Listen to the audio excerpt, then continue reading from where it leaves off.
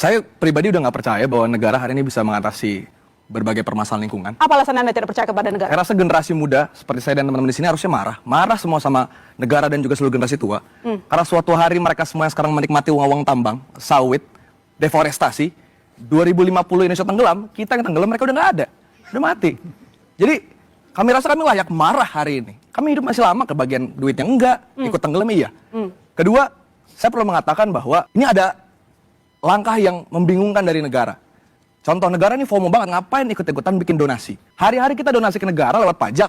Ya. Ngapain negara bukan donasi? Kalau mau nambah duit, kalau negara memang pengen nambah duit, rampas balik itu. Berbagai korupsi lingkungan yang jumlahnya sampai ratusan triliun.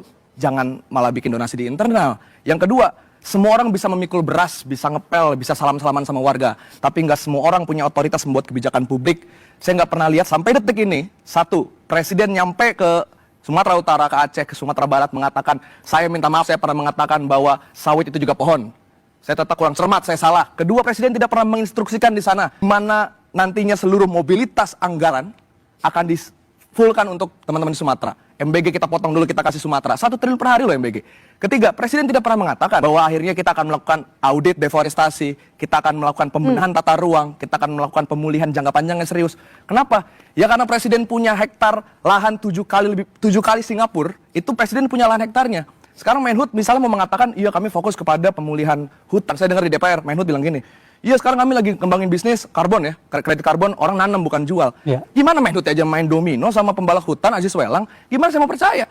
Apalagi, baik Polri, TNI semua terlibat di dalam pembalakan hutan. Jadi saya tidak bisa punya kepercayaan hari ini, makanya di publik sekarang kita punya tagar warga jaga warga. Ferry Irwandi dalam sehari bisa terkumpul 10 M. Teman-teman Indonesia dengan dermawan menitipkan kepada saya dalam 3 hari 410 juta untuk donasi. Kenapa? Karena kita saling percaya. Besok-besok negara bikin donasi terbuka, kita juga nggak mau nyumbang, orang kita nggak percaya duitnya bakal dipakai beneran. Oke. Bagian paling menyebalkan hidup di negara miskin akuntabilitas ini adalah ketika bencana Sumatera ini surut, nggak ada yang berubah. Nggak ada pejabat, pengusaha, aparat yang diadili karena melakukan deforestasi. Nggak ada perusahaan yang ditutup, nggak ada yang dipenjara. Proyek deforestasi akan terus berjalan, bukan cuma Sumatera, tapi di seluruh Indonesia. Nggak ada mereka yang akhirnya bertanggung jawab atas banyaknya kematian saudara-saudara kita di sana. Ujung-ujungnya, kematian warga kita hanya dianggap angka, statistik, dan hanya dianggap tidak semencekam itu.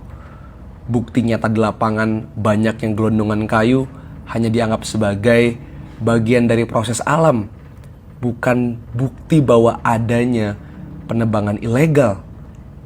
Itulah yang akan terjadi persis ketika kita melakukan aksi terhadap kenaikan tunjangan DPR. 12 orang meninggal, ribuan ditangkap, tapi sampai sekarang pejabatnya masih petatang petenteng, masih hedon, masih sama aja. Nggak ada yang berubah, nggak ada yang kapok. Negara begitu berani menangkap kawan-kawan kita, aktivis muda yang menyuarakan demokrasi. Tapi begitu pengecut menangkap mereka, pengusaha, orang-orang kaya, pejabat, eselon, dewan, kepala daerah, menteri, siapapun yang terlibat di dalam kerusakan alam di Indonesia yang menimbulkan banyak korban. Begitu pengecut negara. Deforestasi sudah melewati kapasitas. Di zaman Jokowi, 3 kali luas Pulau Bali hutan kita hilang. Korupsi lingkungan kita membuat kerugian yang jumlahnya triliunan, gak kecil. Mereka menggunakan dalih gak apa-apa dong deforestasi. Yang penting demi kemakmuran rakyat. Yang mana yang makmur? Oligarki, pejabat, tentara polisi yang jaga, yang mana? Sampai sekarang aja kita gak melihat ada status bencana nasional. Apa gunanya negara?